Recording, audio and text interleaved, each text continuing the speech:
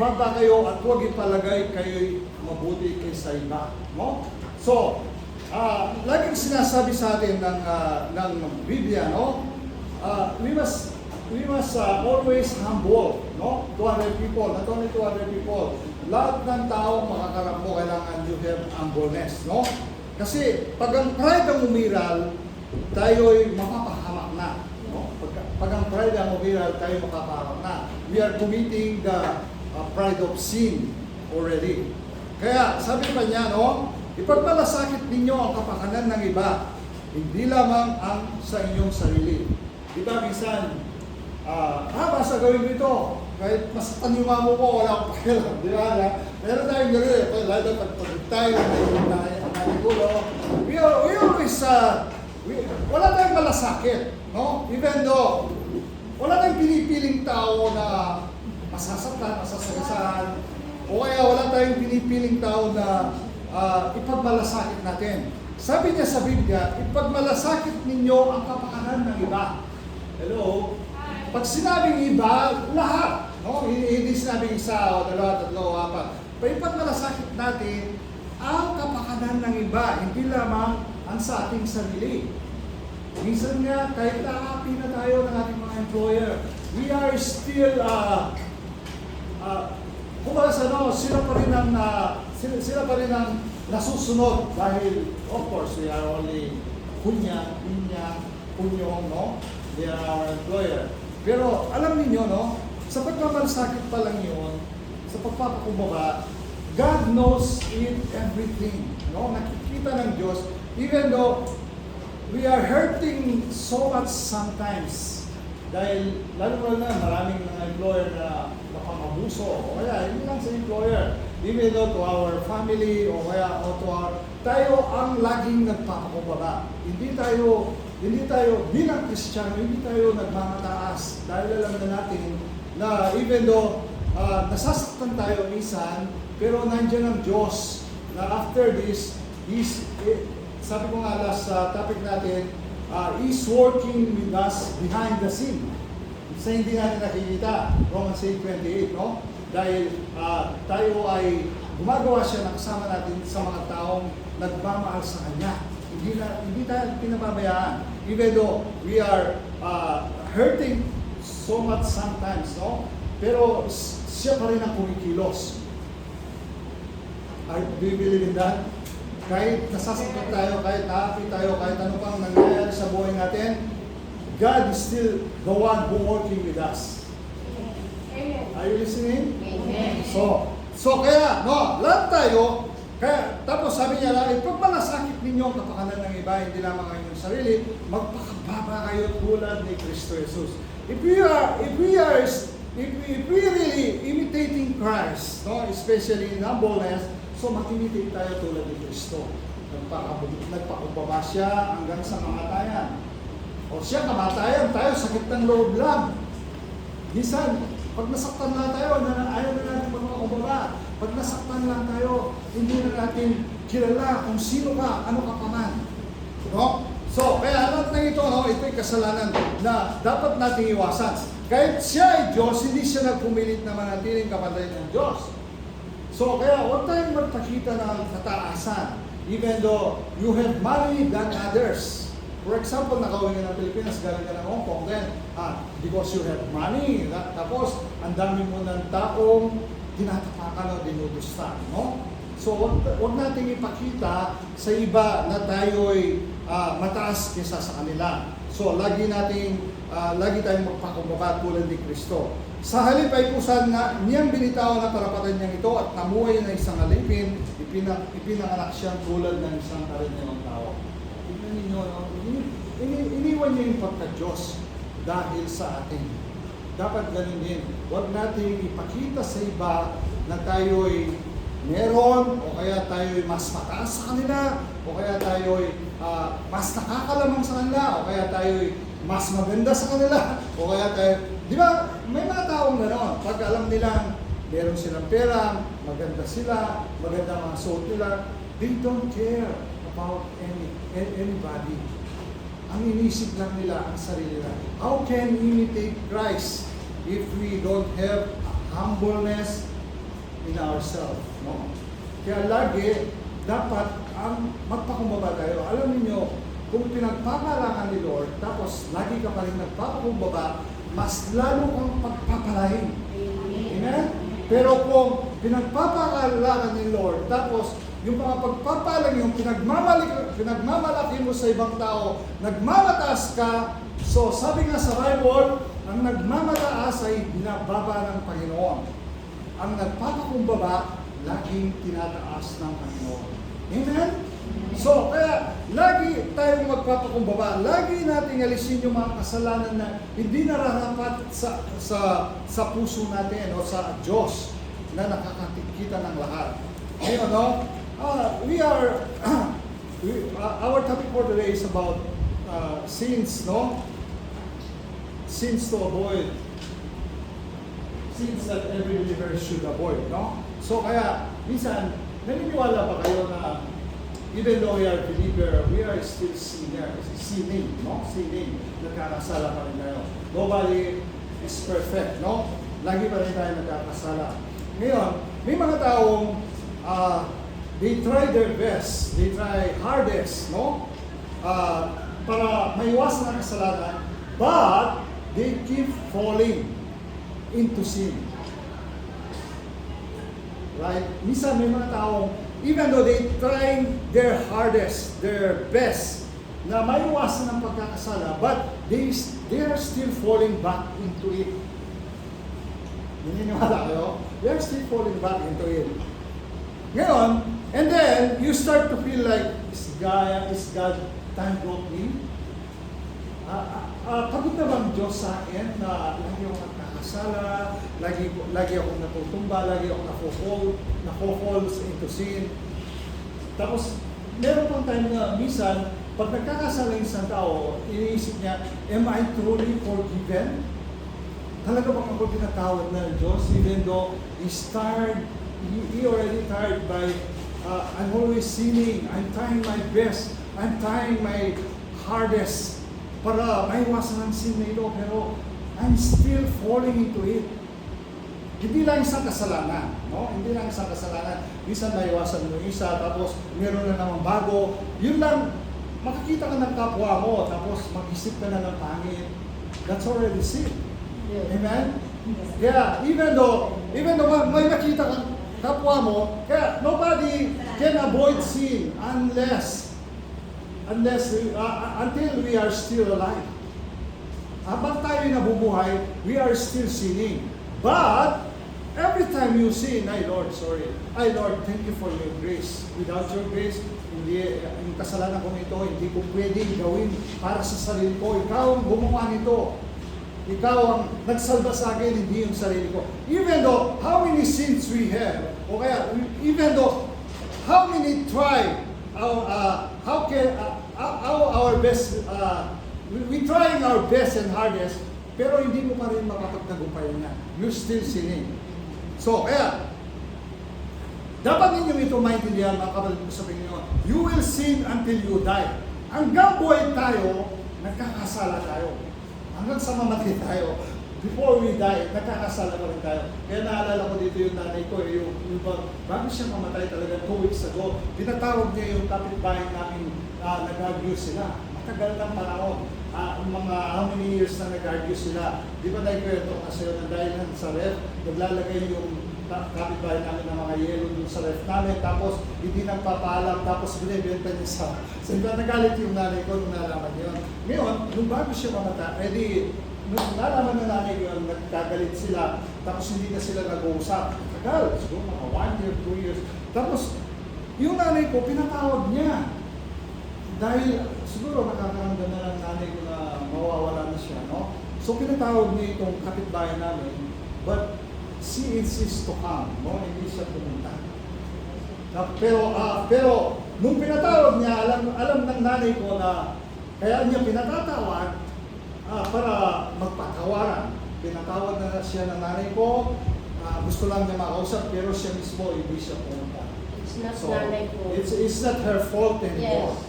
Because gumawa na siya ng way, no? Para patawarin o kaya mag-usap sila ng ayos. Kaya dapat ganun tayo, no? If if somebody makes you fall to you, no, yung may nakasakit sa iyo o kaya nagalit ka o kaya nasaktan ka niya o sino man sa inyo, both of you, you must kailangan ayusin ninyo. Para, kasi ang kasalanan, yun ang tumutupok sa puso natin, yun ang galit. Minsan, yun yung sinasabing wrath, no? Na galit sa puso natin. Kaya, no? Ito, no? God's forgiveness is infinite. Naniniwala kayo yung forgiveness ng God ay infinite. Walang katapusan yan. Habang nabubuhay ka, your repeated failure, my sisters in Christ, does not outpace His grace. Kahit nagkakasala ka, hindi pwedeng baliwalayin ng grace yan ang pagkakasala mo. Because the grace of God and the forgiveness of God is infinite habang buhay tayo. So, just like you have repeated failure, God also has repeated mercy. Kung nakaka-repeat ka ng mga kasalanan, minsan-minsan, nakakagawa ka pa ng kasalanan, pero yung mercy ng Lord, mas patuloy pa rin nagre-repeat para sa iyo. Kaya minsan, nakukonsensya na yung iba na, is God tired of me na lagi akong gumaga ng kasalanan? Am I truly forgiven? O ganito. So kaya kailangan, no? Whatever, ibig sabihin nun, pag nakukonsensya ka na ng mga ganon, the Holy Spirit convict you or reminding you na magpatawad ka na. The Holy Spirit is reminding you na okay ka na. Ganun na nangyari na sa nanay ko, no? Dahil alam niya, ang sakit na loob at hindi pagpapatawad ay hindi maganda para sa kanya. So, but the issue here is, the real root of sin is not just outward mistakes. Yung talagang pagkakasala, hindi lang yung, alimbawa, nagpapakita ka ng, nakikita sa'yo na rude ka, balong-balo ka, o kaya nakakapagsalita. Hindi lang outward mistake. That's just a byproduct of what's inward. No? Ito yung, pag nagalit ka, galing sa puso mo at galing sa loob mo, lalabas. Yun ang ibig sabihin doon.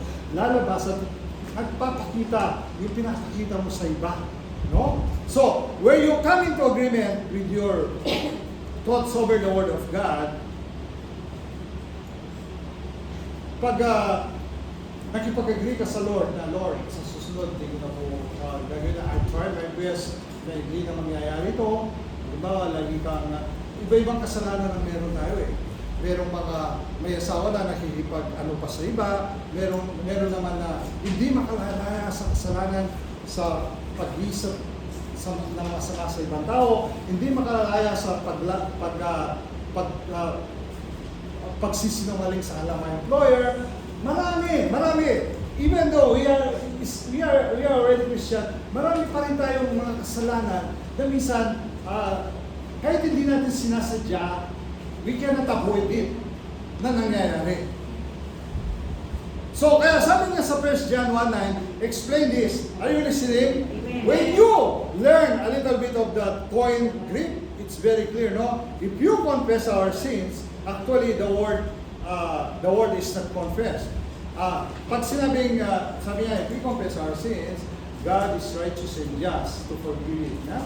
Sabi niya sa 1 John 1:9. Subalit, the word confess there, in Greek word, it says homolegeo. Homolegeo means to come into agreement. Hindi po confess. Homolegeo means to come to an agreement to God, or to say the same as so actually the way you should read it, if we confess our sin, it says if we agree that we are sinful. So it seems like He's faithful and just.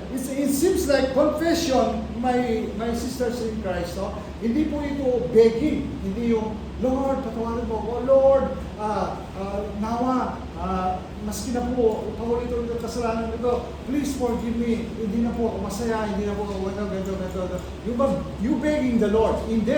Ang ibig pa sabihin ng confess, yung homolegeo, ibig sabihin, you come to agreement to God that it is a God's verdict, o kaya it is a God, yung bang nakikipag-agree ka sa Lord na darating na gagawin mong lahat na hindi mo na ito uulitin pa. That's the confession. Hindi yung nagbe-beg ka sa Kanya. Kundi nakikipag-agree ka sa Kanya na ang kasalanan mo ay aayusin mo at hindi mo na muling gagawin. Subalit, bakit pilit pa rin natin nagagawa? Amen? That's the meaning of homologeo. Homologeo means yung agreement to the Lord, no? Na hindi mo na uulitin ito. Subalit, patuloy pa rin tayo nagkakasala. Amen? Amen. So the way you should read it, if we confess our sins, say, we agree that we are sinful, na inaamin mo na ikaw ay makasalanan. Pag inamin mo pala na ikaw ay makasalanan, no? Talagang ang Lord maaawa sa iyo. His mercy is getting, kumbaga sa walang katapusan, lagi kanyang pinapatawad at lagi siyang naawa sa iyo. You try your best, pero nauulit pa rin. So, naniniwala ang Lord na, kumbaga sa like our Lord Jesus Christ, na siya lang nakagawa ng pagpapatawad at pagpapalinis ng kasalanan natin. Tayo ay taong mahina, pero siya lang ang nakagawa. Yun ang ibig sabihin doon na hindi natin kaya minsan, pero ang God kaya niya. Kaya sabi ko lagi sa Philippians 4:13 na I can do everything through Christ who gives me strength. No? Hindi po tayo ang nakakapag-overcome ng lahat na ito, kundi ang ating Panginoong Jesucristo. Amen? Are you following? Amen? Yes. So, salvation is like $100 bill. Like $100 bill. No? Salvation is like $100 bill. No? It can get dirty, it can get ripped, it can get tear, it can get crumpled. Ang $100, pwede mo siyang punitin, pwede mo siyang i-crumple, pwede mo siyang papakpakan, pwede siyang marumihan, no? Pwede siyang marumihan, no? But, let me ask you something. Just because it is stepped on, dahil siya pinapaktakan, pinunit, nagkaroon ng dumi, that means the $100 bill loses its value when it gets stepped on. Halimbawa, ang $100 bill na in-step-on mo, na-crumple mo, narumihan. Ibig bang sabihin nun na nabawasan yung value niya? Hindi, di ba? $100 bill pa rin siya. So, does that mean that the $100 bill loses its value when it gets stepped on? Hindi siya pwedeng mawala yung value niya o bumaba yung value niya na magiging $50 lang dahil marumi na siya o kaya minsan nga napunit na yan tulad na sa akin, yung $100 pesos napunit na yan tapos ititake lang natin tapos ipambayad natin, pwede pa they still acknowledge it na $100 pesos pa rin yun. Hindi nila sasabihin na dumi-dumi na ito, napunit na, tinake mo na lang, so 50 pesos na lang ito. Hindi ganon. Amen? Hindi ganon. Its value, it's remain the same. No, it's the same value because it's rooted in that. Its identity is that rooted in its blameless. No, it's rooted in the belief system, in the currency that somebody gave it. So, hindi nagbabago ang kanyang currency, ang kanyang value, dahil yun ang ibinigay na, kumbaga sa identity niya, o kaya yun ang binigay niya, root siya sa identity niya, belief system, no? So, kaya, no? Now, God, every one of us, gave us identity. Naniniwala kayo na bawat isa sa atin, binigyan tayo ng identity ni Christ, parang $100 bill currency. No? He gave his identity, the identity of Christ. Nothing can pluck you away from that, and nothing can deter that. Your value is the same always. Kahit anong gawin natin, no? Kahit anong karamihan natin na meron tayo, kahit anong pagsisinungaling na meron tayo, kasalanan na meron tayo, subalit, pag tinanggap mo ating Panginoong Jesucristo at nagkaroon ka ng identity of Christ, nobody can change. Like the same as the currency of $100, nobody can change of you, your identity. You are the righteousness of God in Christ. Kahit anong gawin ng tao, kahit tapak-tapakan ka, kahit lalaitin ka, hindi nagbabago yung identity mo as Christ-like. pag tinanggap ko ng buong ating Panginoon Yesu Kristo. Kaya, lahat tayo, no, sa tingin ng Diyos, even though, no, hindi tayo nakaka-recover sa ating mga kasalanan, lagi pa rin tayo na-fall, subalit, His mercy is the same. Kung paulit-ulit tayo nagkakasala, His mercy is the same, paulit-ulit din ang mercy niya. Kaya, pero hindi ko sinasabing, gawan mo pa ito, paulit-ulit naman ang mercy ng Diyos. No, because God, He always giving us the chance to make it over, no? To make it over. Kung ano yung kasalanan natin. Kaya maraming tao na nakukonvict, pagod na ba ang Diyos sa akin para sa mga kasalanan ko paulit-ulit na ginagawa? Is He really forgiven me? So kaya, mga kapatid ko sa Panginoon, dahil ang namin nga rin nila, no? Since the devil believer should avoid, no? Sins, no? So kaya, lahat tayo, kung alam natin kasalanan, matagal na natin ginagawa ito, lagi kang nakukonvict, lagi kang humingi ng tawad, subalit ang mercy ng Lord, dahil infinite, don't take advantage of it. Don't take advantage of it. Kaya, alisin na, gawin na natin makalaya. Makalaya tayo.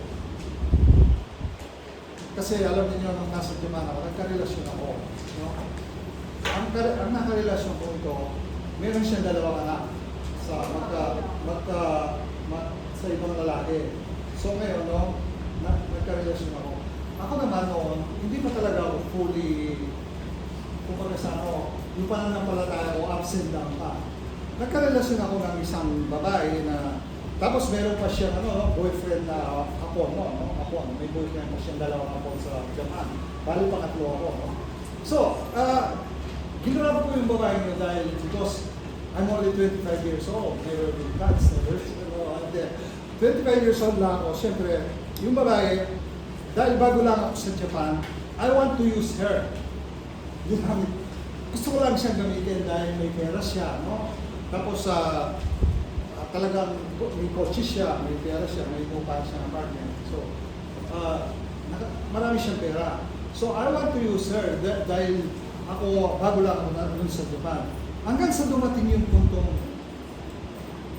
nakapag-attend kami ng, yun nga, yung sila, yung prayer partners. Hanggang sa nakukonvict na ako. Sabi ko, Lord, hindi ko na kaya to. So, how many times I attempt to separate with her? No? To separate. Kasi, pag pala, ang paulit-ulit na kasalanan, lagi na sa'yo, no? Lagi na sa'yo. Tapos, gusto mo nang makalaya, darating ang araw, the Holy Spirit will convict you. But His mercy, God's mercy is still there. Hindi nagbabago sa'yo. Naghihintay siya ng right timing, para mahiwalay ka sa babae, sa kasalanan mo. So, nung dumating yung time na yun na gusto ko nang umiwalay sa kanya, bakit sinasabi ng, laging may bumulong sa akin yung Diablo, pag umiwalayan mo yan, walang susuporta sa iyo, hindi ka nagkakakuha ng mga pera, mga gano'n sa kanya, o kaya pag iniwalayan mo yan, kakamatay yan, o kaya pag iniwalayan mo yan, yung magre-rebelde yan, ganyan. Minsan, gano'n ang nangyari. Galing ako ng trabaho, madaling araw, tapos, may nakita ko sa bahay na yung lupa namin, kasi nagsama kami. Hindi, isang lalaki, no? Nag-ano sila, nag-drugs sila. Alam mo, walang sabi-sabi. Talaga lahat ng mga gamit ko, inabot ko sa kotse ko. Talaga dinala ko na sa kotse ko, yung lalaki ko, malis na. No? Dinala ko sa kotse ko, sabi ko, sorry, I'm fed up already. So, this is the time na mag-iwalay na tayo. I'm sorry, sabi ko. Alam mo, bigla siya kumuha ng kutsilyo. Yan ang sinasabi ko.